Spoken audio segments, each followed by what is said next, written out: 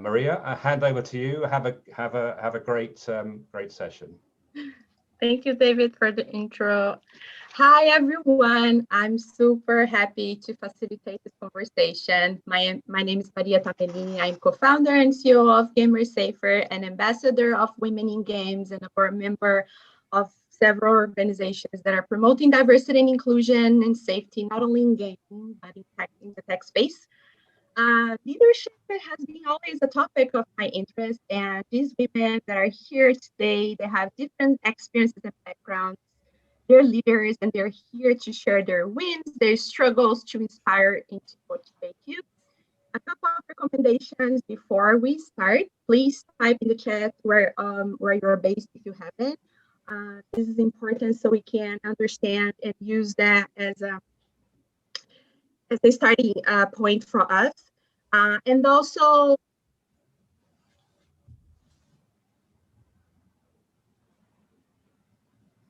oops.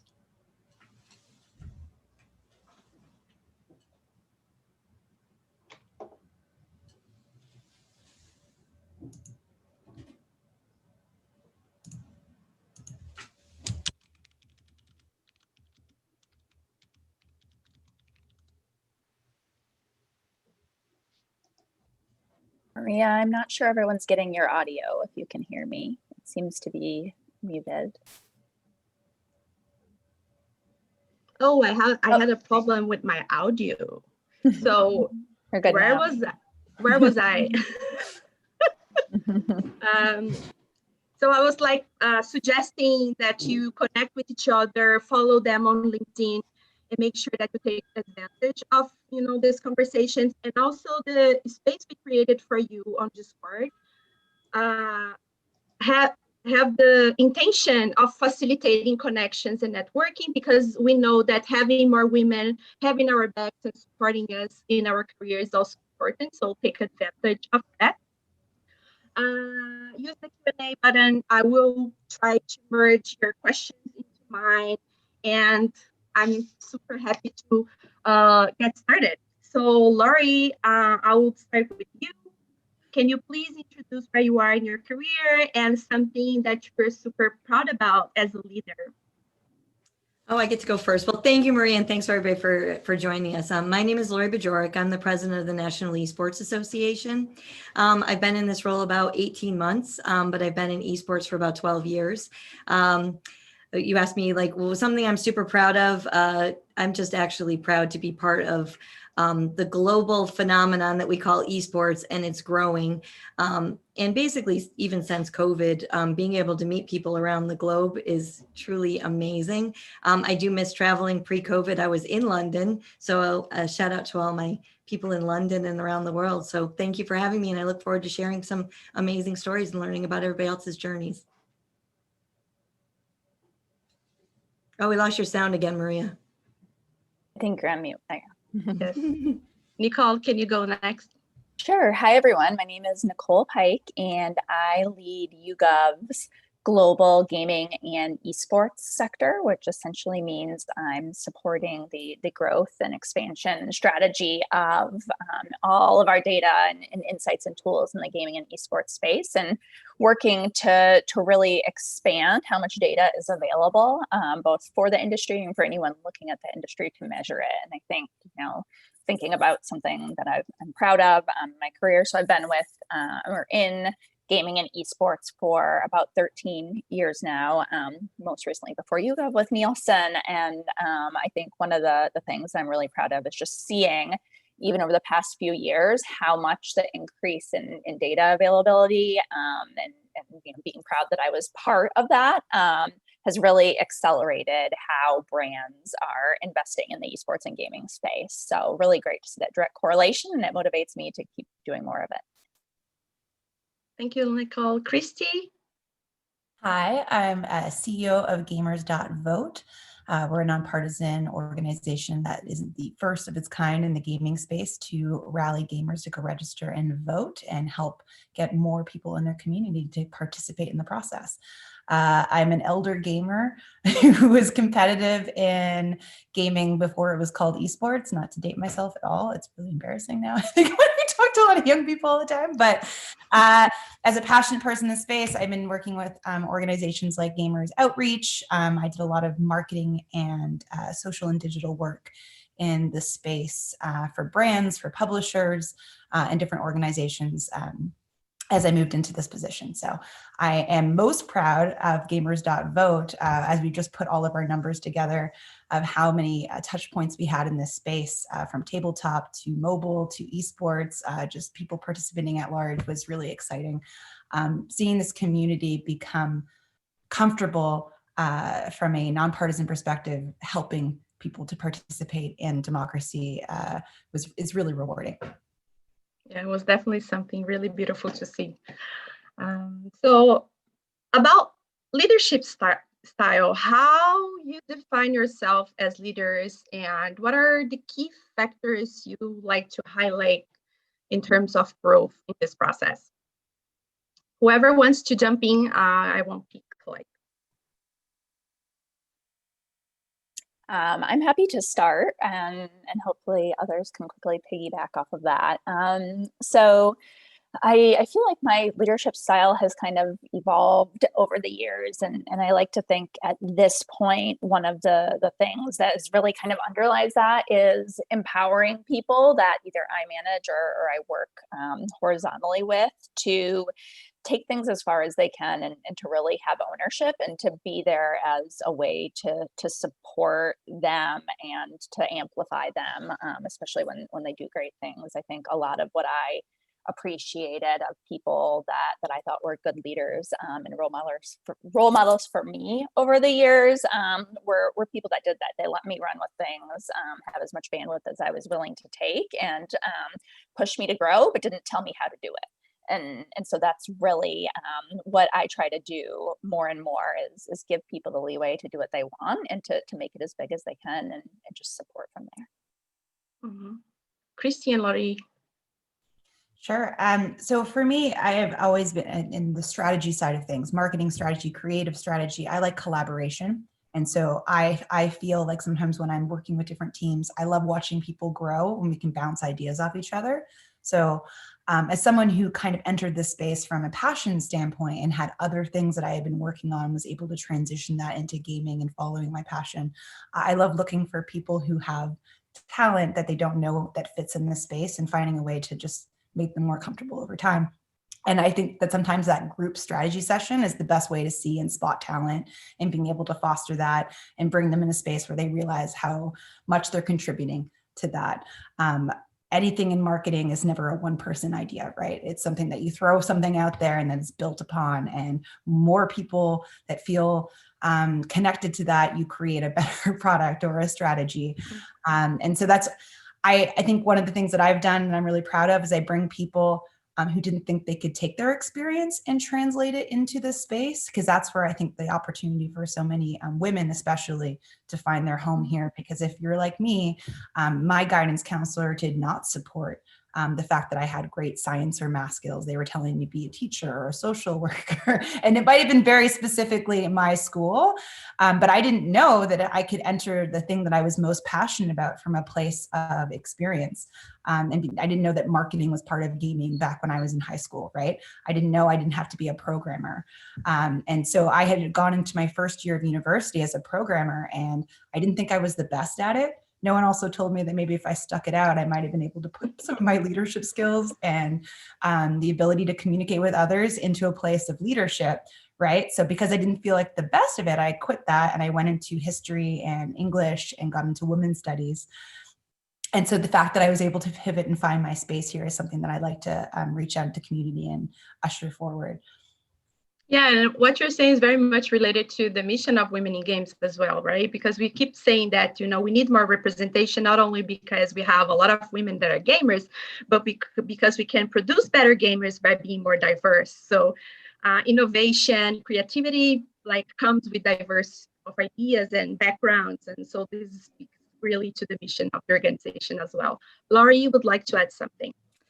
I mean, I think, Nicole and Christie, and you just hit the nail on the head. I mean, through our leaderships and actually leading by example. So it's we're in a space that is male dominated, but that can be true of anything. It's about finding your own voice and then empowering others by truly setting an example. I always tell the story when I started this 12 years ago, and children would come to our camps and a mom would call up and she's like, I want to enroll my daughter. And I'd have to have the conversation. I want her here. She's probably going to be the only girl, but I'm going to make her feel as special as possible.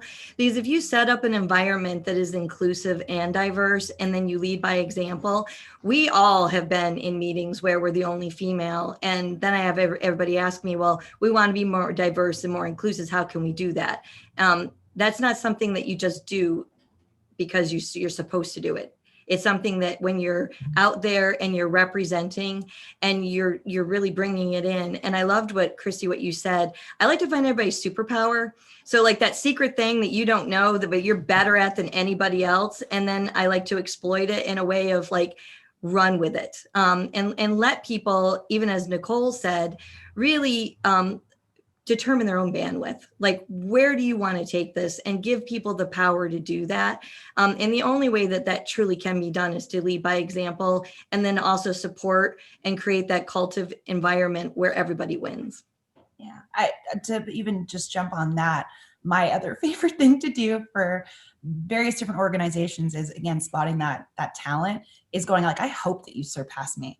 Yeah. I never want to be the smartest person in the room or the only female. And so I also don't have that stand of like, because it was hard for me or hard for my mom, it should be hard for you. Like, if you're showing me talent and initiative, like, I hope that you just go above and beyond what I did. And I love seeing all these young, fearless, strong, opinionated, vocal women, because I feel like I've had to stumble into finding my space here, to go back into competitive space. And I cannot express, I just had a call with a nonpartisan group in this space, and they were like, oh, isn't it a toxic space? And I'm like, absolutely not, talking about the social good and what our group does. But when I entered the space, when I was playing competitively playing, I was no makeup, put your hair up, baggy shirt on, just wanted to like detract from who I was. And that's something that I love, that women don't have to necessarily overcome, given the fact that they're more welcome than perhaps I was many years ago. But like, that's also a choice, right? I've heard other stories of women who like were happy to put on the lipstick and let them know that they were women in this space and roar. So with me, I have definitely stumbled into where I am, and I feel more vocal being involved. But I love lifting anybody who is passionate about this space above and beyond what I think we've ever thought was possible. Yeah, and I think this conversation is also important because by seeing the connections you're making here, we're also showing an example about how other women can do it.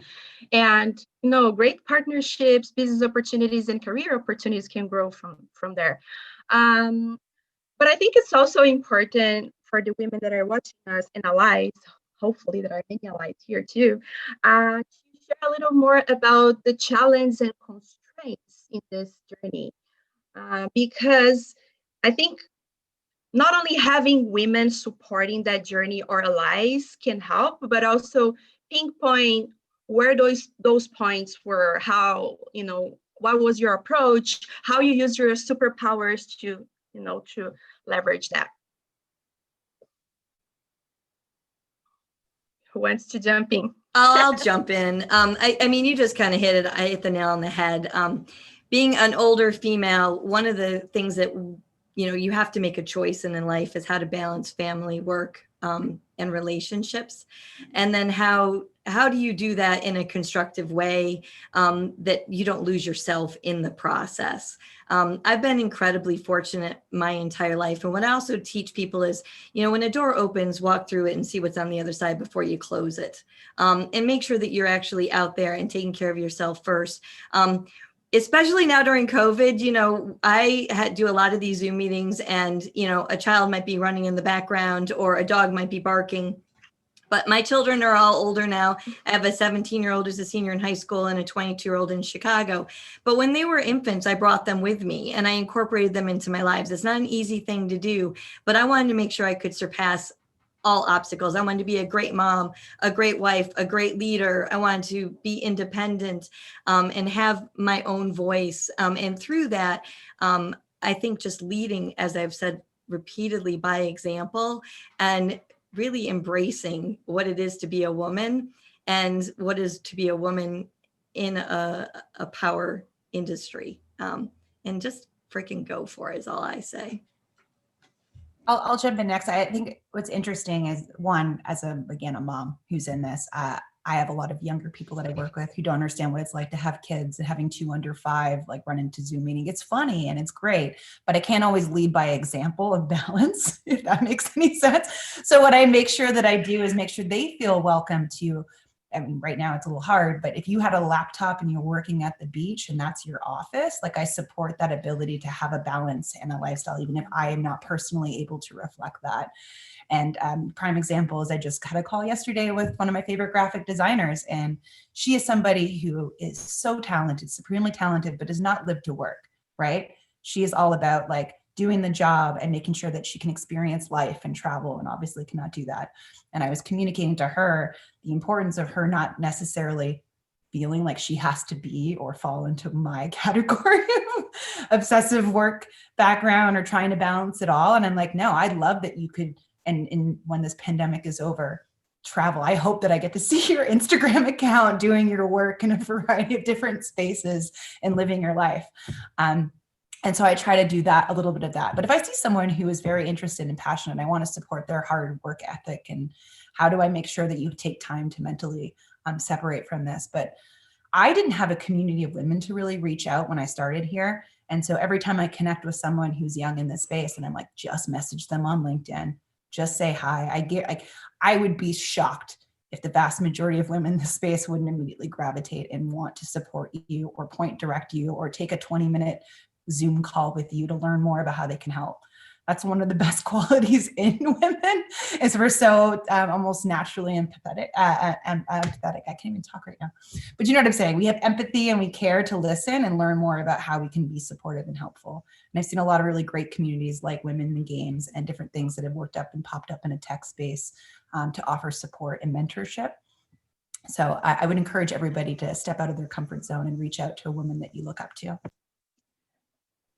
Yeah, and then I'll take a slightly different angle on this, coming from a number of years working in a very corporate culture. And I think so I had lots of experience being in a room full of leaders. And with esports, it's a combination of gaming and sports, which are two very male-dominated areas. So when you bring that together, all the more so. And one of the things that I in particular had to really kind of understand how to kind of build around, but also how to share my point of view on, was communication style. So I would get feedback in like big leadership meetings where I was often 20 people, the only female, and I'd get feedback.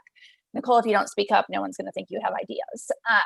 And for me, at first, I'm kind of thinking like, okay, like I need to put pressure on myself to do it. But then I realized it's not my style to jump in and just shout the first thing that comes out. I'm very much, and I think I don't want to completely stereotype, but I think just generally speaking, females tend to be a bit more, you want to formulate things, take it all in, use those listening skills that Christie was mentioning, and just really kind of like formulate your response before you share it. And so I went from kind of feeling very like trying to insert myself and make comments just for the sake of making them, to speaking up and being like, actually, that's not how I work. And after this, let's have a debrief and I'll tell you everything I thought after I had a little time to think. But my style is this, and feeling comfortable putting that out there and saying like, hey, take it or leave it. I'm valuable to the organization. And if this is, if you want my thoughts, we're going to do it in this way. And I think it takes a little bit of courage to speak up for yourself, but you shouldn't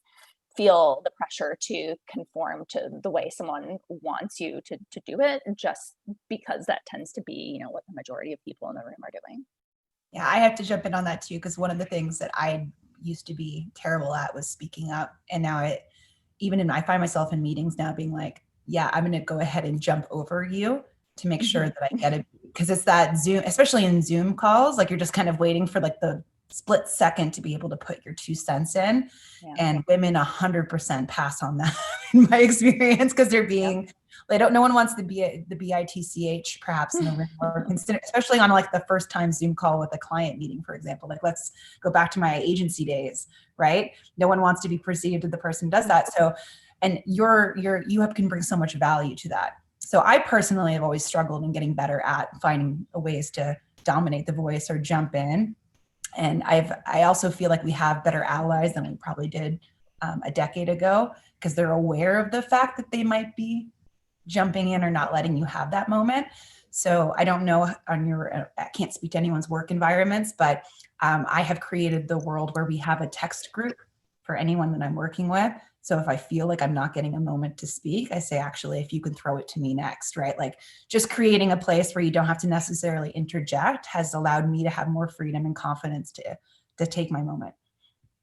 Yeah, so many great advice, because I've been hearing a lot that women usually think that work will speak itself, and that not necessarily happen. So we need to be able to share our accomplishments and participate, and also in every struggle, in every challenge. If we have a community, we'll be more likely to overcome that. And that's how Women in Games and other groups are trying to offer for women, have a community, connect with them, be able to make the questions, feel safe, create safe environments for them to ask questions. So I'm going to make like a challenging question for you. So what is the one leadership related skill that you are working on to improve right now, if there is any? I'll jump in on that. I think, honestly, I think, Christie and Nicole and everybody is kind of touch base to it. I think people have to learn how to be yourself and be your own leader, and have your own voice, and don't shy away from that. Whenever I try to not be true to who I am and the vision that I'm going and how to empower people, I find myself getting caught back in old school ways. So I'm working on just really, truly focusing on how do you steer that ship? How do you also stay focused on that horizon? And then also when the ship gets rocky, how to actually create a calm so that your entire staff and the entire community that you're working with feels your strength and understands that we're going to get through this together.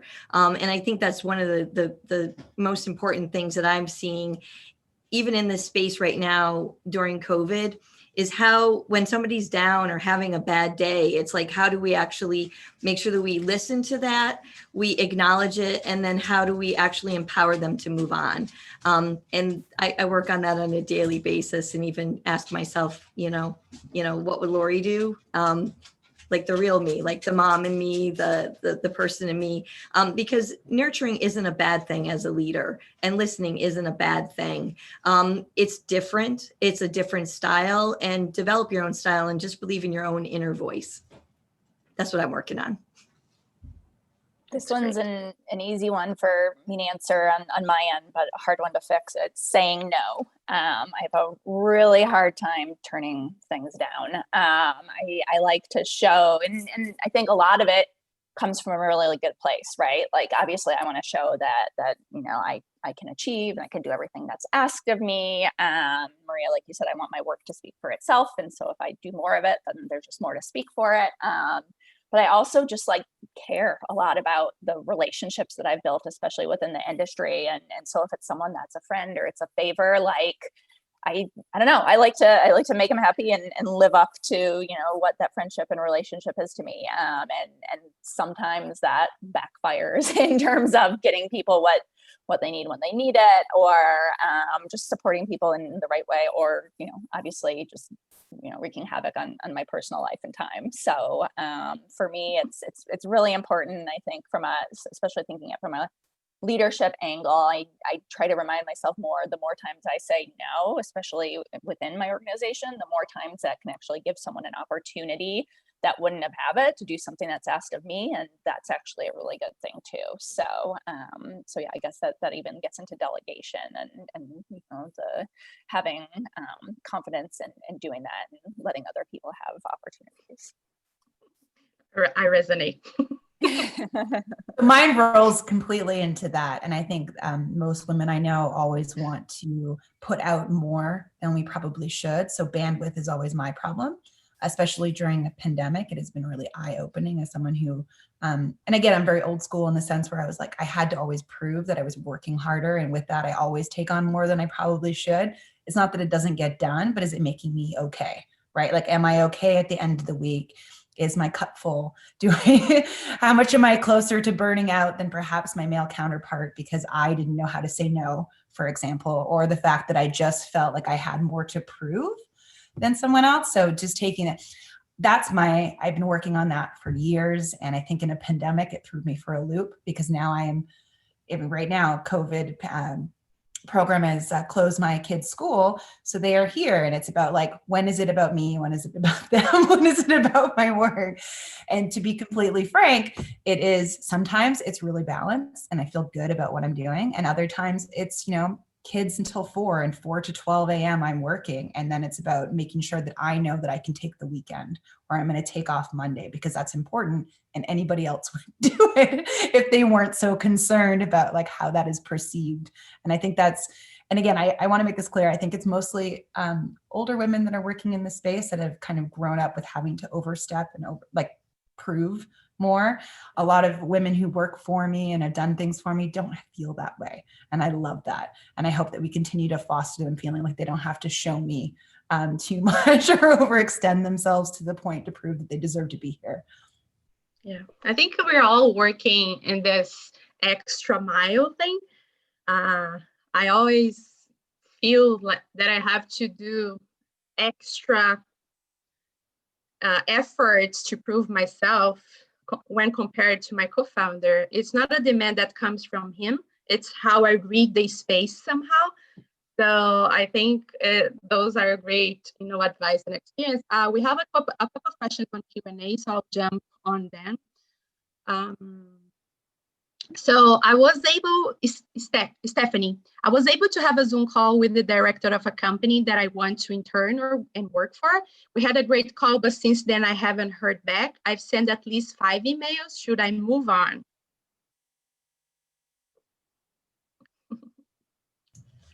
That's always a tricky situation. I always tell people if you have a good call and then nothing ever happens of it and you follow up and again, nothing, I would probably move on. When opportunities are there and you become busy and you don't focus on one thing, you're going to be surprised at other doors that do open.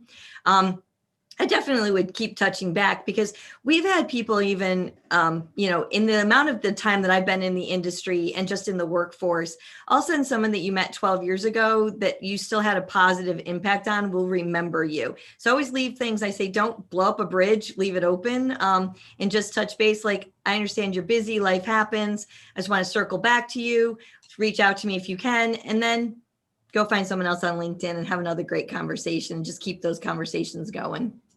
Yeah, I think so. It's a great clue, right? Because you sent 5 emails, you haven't replied. So maybe that person is busy and working with someone that doesn't have even time to reply an email. I think it's a red flag. Well, I always tell people too, like I was just going to say, I mean, I don't mean to ignore people either. And sometimes we get so busy and so inundated by emails. I always say, if you really want my attention, reach out in a different way. Just be like, it's okay, but don't bother me. If somebody bothers me too many times, I'm also the first one going, nope, yeah. Don't want that. I don't need that. If I needed you, I would have called you. But at the same time, be positive because again, you can loop around in a couple of months because people's lives do happen. So stay positive. I would argue if you have another way to communicate with them, try that first before completely giving up, only because I know my inbox and email is not the best way to communicate with me, especially on a particular day. My COO, for example, hates email. And you have to directly text him or message him on a group if you want him to see it. So not if you know the personal style of that person, if you just met, like feel free to hit them up on another platform just in case it was missed. And if you don't hear back, then call it quits. Yeah, a lot of people also like Discord to communicate more than email. So that preference also can show some preferences in terms of communication. There's another one. Lately, I've been handed more and more responsibilities in my esports role, but I have noticed they all seem to be community-based, such as looking after people and their complaints rather than work on larger projects. I'm thankful for that responsibility, but I feel as though I'm being thrown the more emotional-based tasks because I am a female. I'm reading into this. Is this a problem, or I should just be happy with increase of responsibility? It's a tricky one. I'll start on this one. I think my first piece of advice, and I don't know that given I don't know the ins and outs of the situation completely, that I could answer the question of if it's because you're a female or not. But my first kind of question back would be is if you've asked and had conversations with either whoever's managing you or whoever's in charge of kind of doling out some of these tasks, and in terms of what you do want to handle.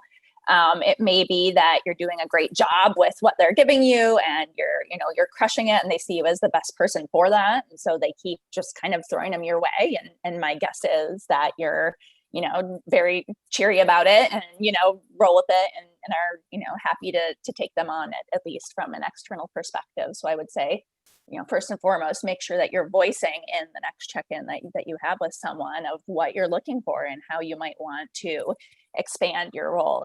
And then if opportunities continue to come up and you get passed for those, then I would say then you have a real, reason and foundation to kind of speak up and say, hey, just want to make sure we're on the same page. I feel like, even after I expressed that this is something I wanted to do, I didn't get it and I want to understand more why. So stand up for yourself and then be inquisitive. These are my two pieces of recommendation. Yes, I have another one here. I'm currently on my university society committee, and I have struggled with people not listening to me meetings, even when I often have the best solutions.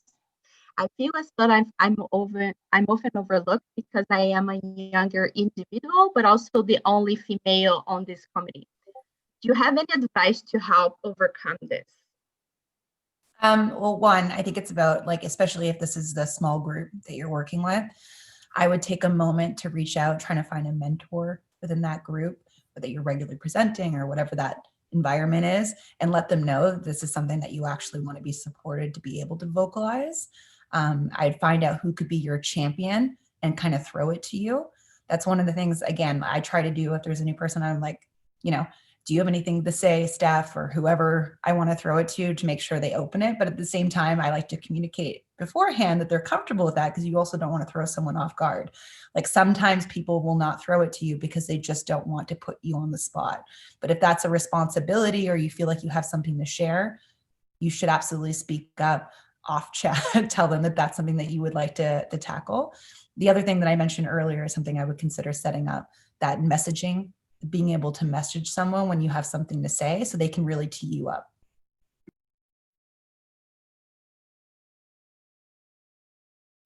Anything to add? Nope. Nicole? No, good. I like okay.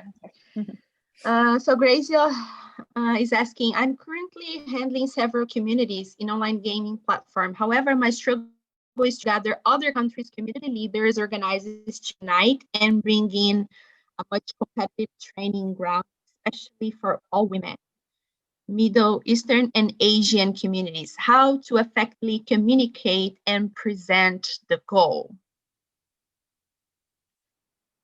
I think what Christie just said is also applies in the situation. So if you're able to cherry pick some of key professionals in those spaces and share the goal with them, make this a project that is not only about yourself, but about the community. I think it's a great thing to do. Usually it's challenging sometimes when you have a great idea, but you have to convince other people to jump in. So if you make that idea everybody's ideas, it's the best way of doing so. So this webinar is a great example because, you know, a couple of women come up together, and I think it was so easy to bring everyone to speak, to collaborate, and even to sponsor the webinar because, you know, we had a bunch of people working together through the same goal. So I think that will be my recommendation. Okay, so I think it would be awesome to know who inspires you and why. I'll jump in. Right now, a person who's inspired me, this might be a strange one for you guys, but my personal inspiration is one of my best friends who has pivoted her entire career. She has a PhD and helps kids with autism, and she is still doing that job. And she's decided to make kits for girls to focus on STEM because she knows that it's something that is not being positioned to them. If you go through a Target or a Walmart, all you see is like, here's rainbow poop and unicorn this, and it's like Barbies and everything else. Like science has not been made feminine or unique. And as someone who had her daughter a gender neutral room, and my daughter is like frilly everything, like she is not from my world. So I'm really excited because I was able to get this package of like a tutu and the microscope kit and the whole thing. And so I'm inspired by people championing the idea of younger generations and girls getting into math and science in a way where they're going to feel at home in this space in a way that like I don't think was ever presented to me. And so I think about all the future generations and these girls that are allowed to be incredibly feminine, who also can feel like they belong in this space, is exciting. I hope that my daughter continues to play games as well as wear tutus. So, me too. Hope my daughter also keep moving in that direction. Nicole, Laurie. I mean, I know this sounds so generic, but I hope my children say it about me, my mom.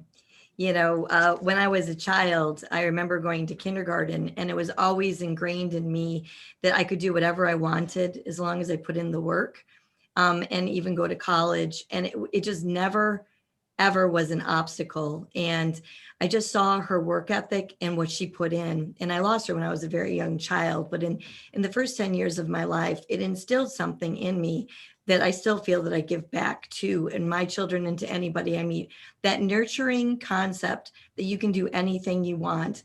And I think having that mentor, and I have to give a shout out to moms across the world. We are one of the biggest inspirations to our children and to youth. And I can't thank my mom enough for bringing me into this world and then actually inspiring me to give back. And I hope that people will say that and about me, my children, and people moving beyond. And I also love what Gandhi said, you know, be the change that you want to see in the world.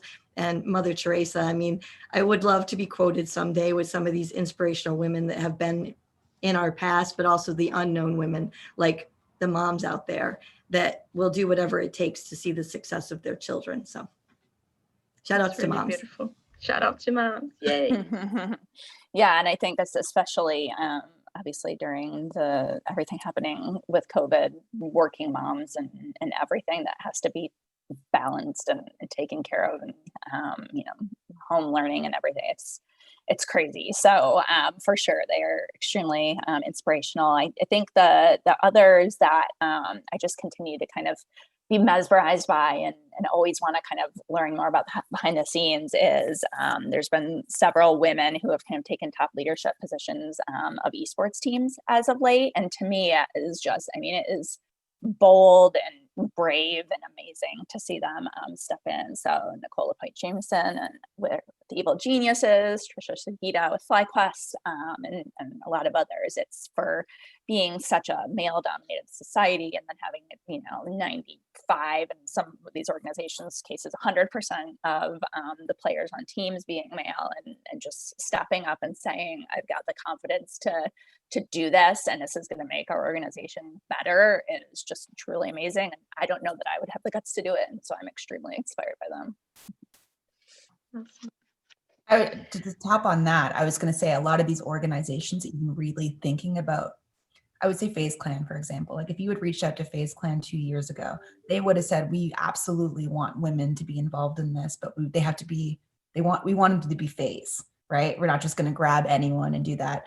At the same time, they're reflecting, being like, well, we didn't really make an organized effort, right? We were just kind of hoping that one day we'd stumble upon that process, and reevaluating their approach. That is really exciting.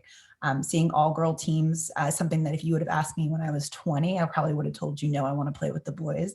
And then knowing how difficult it was for me to not just be a part of it, but to continue to want to be in the competitive space rather. And now I didn't have the option to shift into streaming, right? Like that was a before time, but it was that idea of, if I would have had a community and I felt fostered in that and all of that, like that representation does matter. We all know that representation matters. Seeing a CEO of an esports organization or these women who are trailblazing the first ever all-female team for an organization is really exciting.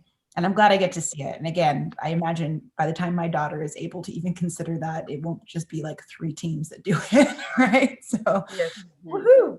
Definitely, yeah.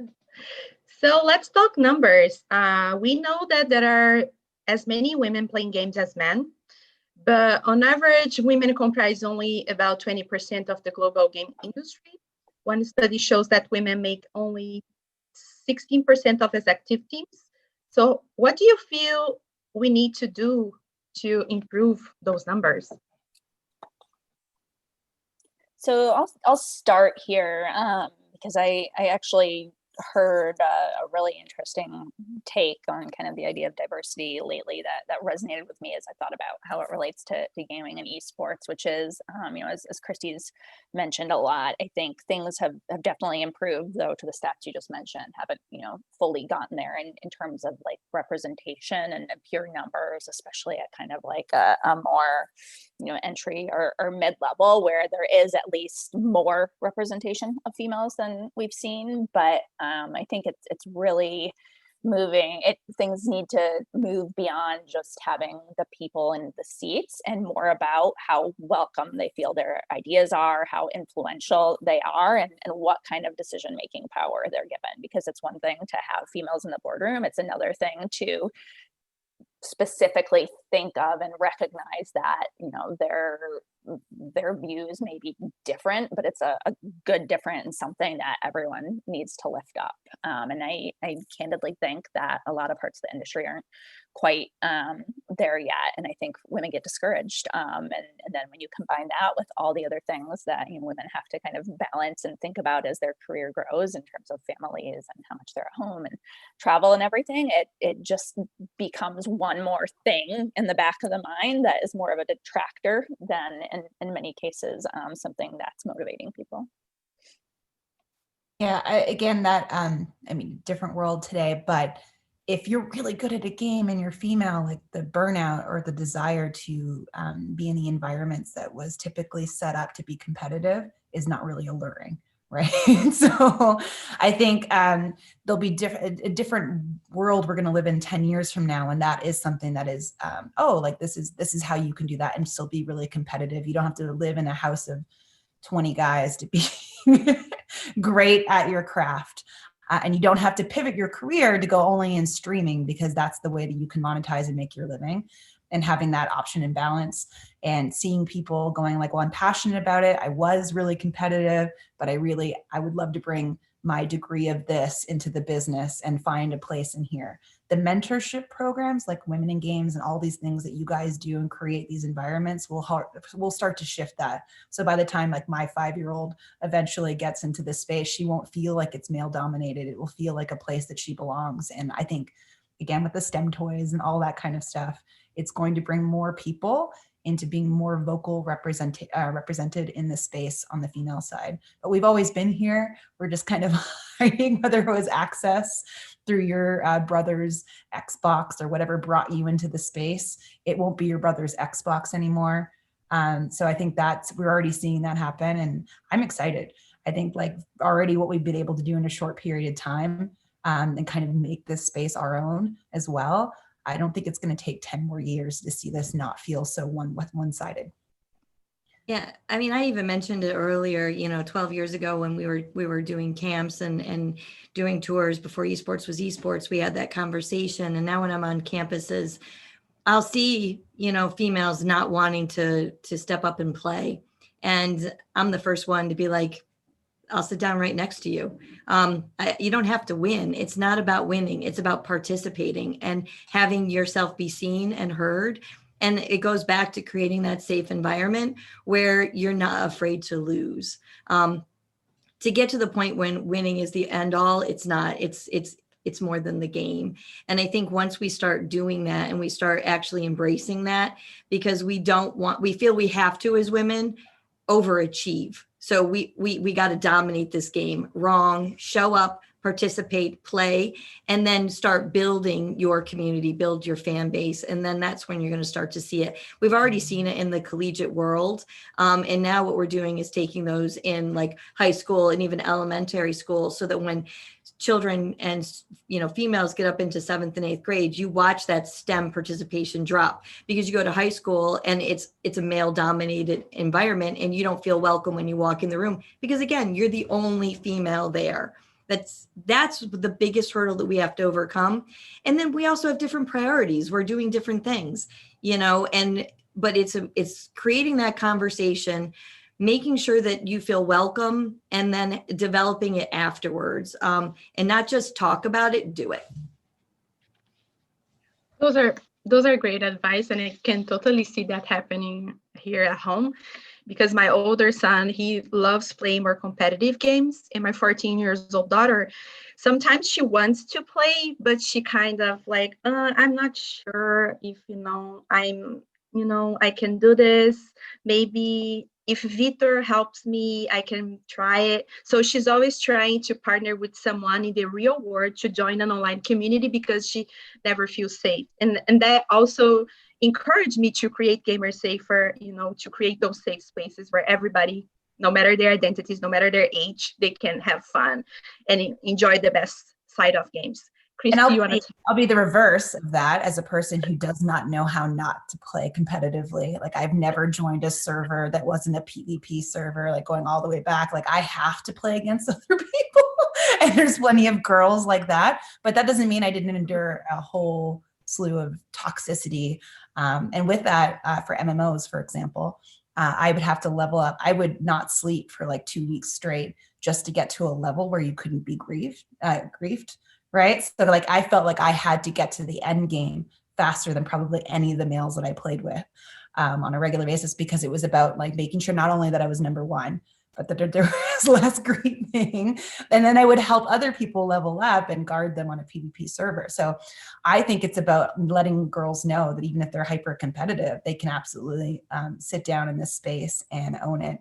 And they can tune out chat, or they can get into it and feel free to like say what they need to say to tell other people to kind of sit down and let them play. So on both sides, I think it's just about like making sure that no matter what your styles or your preference are, you belong here. So if you had to pick up one advice or message you would like to share with the women that are watching us and seeking, to take their career to the next level, what would that be?